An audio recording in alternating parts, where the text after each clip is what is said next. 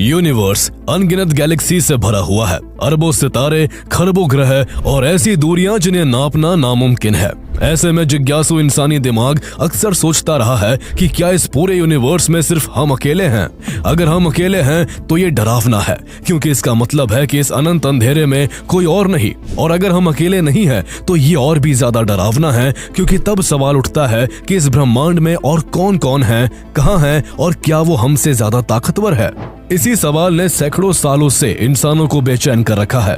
लेकिन 1947 में अमेरिका में शुरू हुई कुछ घटनाओं ने इस सवाल को और भी ज्यादा आग दे दी। इसकी शुरुआत 24 जून 1947 से हुई, जब अमेरिकन एविएटर और businessman Kenneth Arnold mount Rainier के पास अपना एयरक्राफ्ट उड़ा रहे थे। तभी उन्हें अचानक आसमान में चमकते हुए 9 अजीब ऑब्जेक्ट्स दिखाई दिए। वो ऑब्जेक्ट्स अनयूजुअल स्पीड से उड़ रहे थे और देखने में ऐसा लग रहा था जैसे वो कोई पानी पर फिसलती प्लेट हो। यही से फ्लाइंग सॉसर शब्द प्रचलन में आया और अमेरिकी मीडिया ने इसे हाथों हाथ उठा लिया।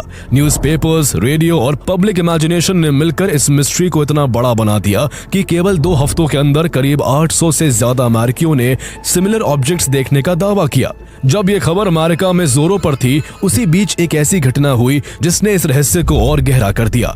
4 जुलाई 1947 को न्यू मैक्सिको में रॉसवेल में विलियम ब्रेजल नाम के एक किसान को रात में जोरदार आवाज सुनाई दी और आसमान में बेहद तेज रोशनी वाली कोई चीज दिखाई दी। लेकिन वो पहचान नहीं सका कि आखिर वो चीज क्या थी।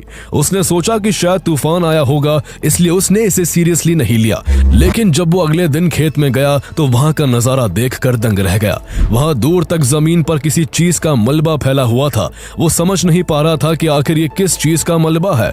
इसलिए अगले दिन उसने न्यू मैक्सिको के शेरिफ जॉर्ज विलकॉक्स को इन मलबों के बारे में खबर दी, जिनके जरिए ये बात रोजवेल आर्मी एयरफील्ड राफ तक जा पहुंची। इसके बाद राफ के जवानों ने उन मलबों को खेत से कलेक्ट किया और उन्होंने इस बारे में एक ऐसी बात कही जिसने सभी के रोंगटे खड़े कर दिए।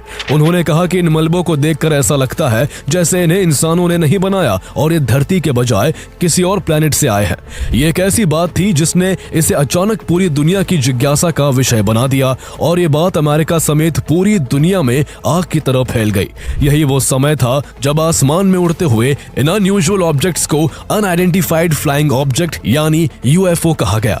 माना गया कि ये किसी और प्लेनेट से आए एयरक्राफ्ट्स हैं जिन्हें उन प्लेनेट्स के जीव उड़ाकर धरती पर लाते हैं। दूसरे प्लेनेट के इन जीवों को एलियंस कहा गया। एलियंस और यूएफओस की बात पर लोगों का यकीन तब और पुख्ता हो गया जब कई अमेरिकन साइंटिस्ट और इंजीनियर्स ने यह दावा किया कि अमेरिका एक खुफिया जगह पर एलियंस को पकड़कर उन पर रिसर्च कर रहा है। ये एक ऐसा रहस्य है कि इतने दशक बीत जाने के बाद भी एलियंस और यूएफओस आज भी इंसानों की जिज्ञासा का केंद्र बने हुए हैं। हाल ही में खुद former American president Barack Obama ने कहा है कि एलियंस एग्जिस्ट करते हैं। लेकिन इन सब के बीच आखिर एरिया 51 कैसे केंद्र में आ गया? क्यों अमेरिका ने करीब 60 सालों तक इस जगह के बारे में दुनिया से छुपा के रखा? क्या एरिया 51 ही वो खुफिया जगह है जहां अमेरिका लंबे समय से एलियंस पर रिसर्च कर रहा था, या फिर एलियन की कहानियों की आड़ में अमेरिका किसी और खतरनाक काम को अंजाम दे रहा था?